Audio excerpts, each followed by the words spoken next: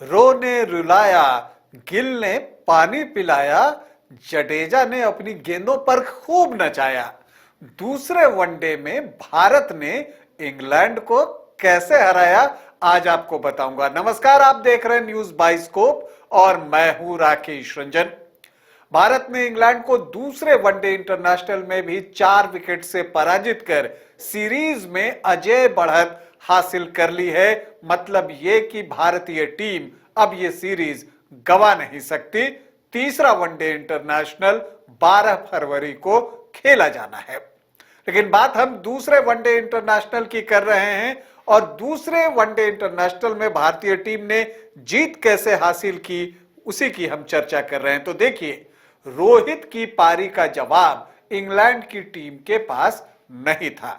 यूं भी जब रोहित अपनी लय में होते हैं तो उन्हें रोकना बहुत मुश्किल होता है। उस वक्त जो गेंदबाजी कर रही टीम होती है वो एक दर्शक से अधिक कुछ नहीं होती और मुझे लगता है कि वो भी रोहित की बल्लेबाजी को एंजॉय करते हुए ही दिखती है।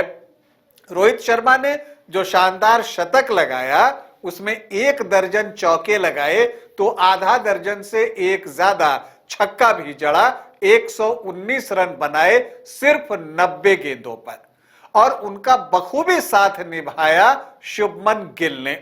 गिल अपनी लय में लौट चुके हैं और अपने अंदाज में बल्लेबाजी भी कर रहे हैं।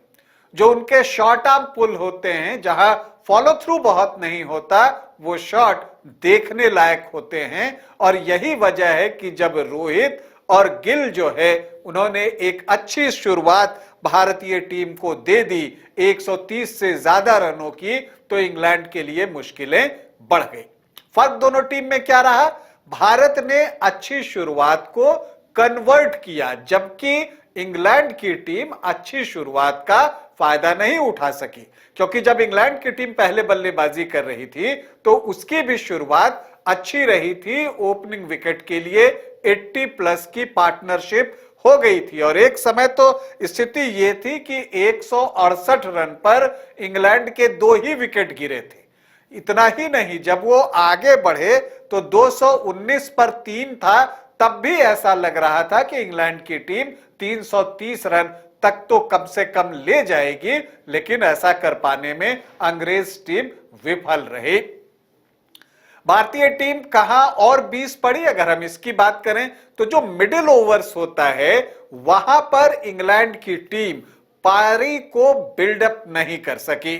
रविंद्र जडेजा की घूमती गेंदों का जवाब उनके पास नहीं था। जडेजा ने अपनी गेंदों पर उन्हें खूब नचाया और जो रूट जिन्होंने सर्वाधिक 69 रन बनाए इंग्लैंड के लिए, उनका विकेट भी रविंद्र जडेजा को ही मिला। जडेजा कमाल की गेंदबाजी कर रहे हैं और उन्होंने 10 ओवर में 35 रन देकर 3 विकेट लिए। पहले वनडे में भी उन्होंने 3 विकेट लिए थे। तो भारत के प्रीमियर स्पिनर फिल वक्त रविंद्र जडेजा बन गए हैं। अब हम अगर बात करें कि इंग्लैंड की टीम से कहां चूक हुई, तो स्पिनर्स को बेहतर तरीके से खेल पाने में इंग्लैंड की टीम विफल रही, जबकि भारतीय टीम ने स्पिनर्स का सामना बखूबी किया। अब आप इसे आंकड़ों में देखिए तो भारत के स्पिनर्स ने 26 ओवर की गेंदबाजी की, जिसमें 10 ओवर जडेजा के, 10 ओवर वरुण चक्रवर्ती के और 6 ओवर अक्षर पटेल के शामिल हैं। इन 26 ओवर में भारत ने 121 रन ही खर्च किए। मतलब कि इंडियन स्पिनर्स के सामने इंग्लैंड की टीम जो है प्रति ओवर 5 से भी कम ही रन बना सकी।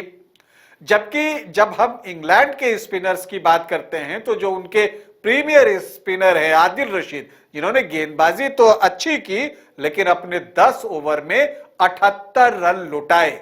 मतलब उनकी गेंदों पर 7.8 रन प्रति ओवर की दर से भारतीय बैटर्स ने रन बनाए। उन्हें सिर्फ 1 विकेट मिला और लिविंगस्टोन, जो ऑलमोस्ट जब मैच भारत के ग्रिप में आ चुका था तब गेंदबाजी की, तो उन्होंने भी 7 ओवर में 29 रन खर्च करके 1 विकेट लिया। तो 17 ओवर में 107 रन खर्च करके अंग्रेज स्पिनर्स ने 2 विकेट लिए।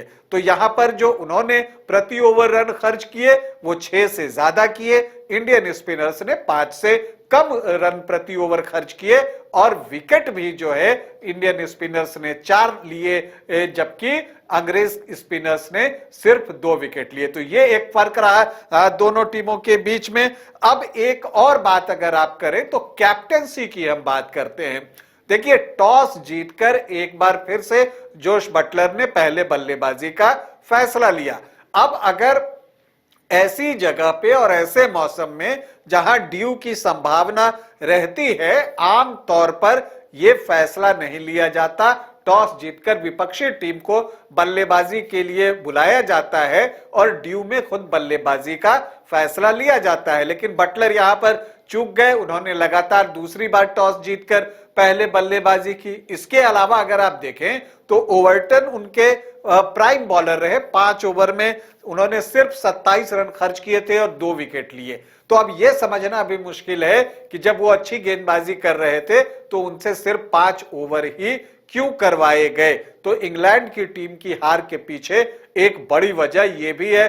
दूसरी तरफ भारतीय कप्तान रोहित शर्मा ने कप्तानी अच्छी की, फील्ड सेटिंग उनकी अच्छी थी और जो गेंदबाजी में उन्होंने बदलाव किए वो बेहतर तरीके से किए और इसी तरह से अक्षर पटेल को बीच में मिडिल ऑर्डर में भेजकर उन्होंने बैटिंग डेप्थ अपनी बढ़ा ली है। तो भारत के लिए सब कुछ बेहतर रहा और यही वजह है कि उसने इंग्लैंड की टीम को पराजित कर दिया। अगर भारत के लिए हम चिंता की बात करें तो देखिए, विराट कोहली एक बार फिर से असफल रहे। सिर्फ 5 रन बनाकर आदिल रशीद की गेंद पर जो है वो आउट हुए, विकेट के पीछे कैच किए गए। तो ये एक चिंता की बात है। और दूसरी बात यह है कि केएल राहुल के बल्ले से भी इन 2 मैचों में रन नहीं निकले हैं। तो ऐसी परिस्थिति में क्या तीसरे वनडे इंटरनेशनल में टीम मैनेजमेंट ऋषभ पंत की ओर देख सकती है? यह देखना दिलचस्प होगा। फिलहाल तो मैंने आपको वो कारण बताए जहां पर या जिसकी वजह से भारत ने दूसरा वनडे इंटरनेशनल जीता और सीरीज में 2-0 की अजय बढ़त ले ली है। अभी के लिए इतना ही, इजाजत दें, नमस्कार।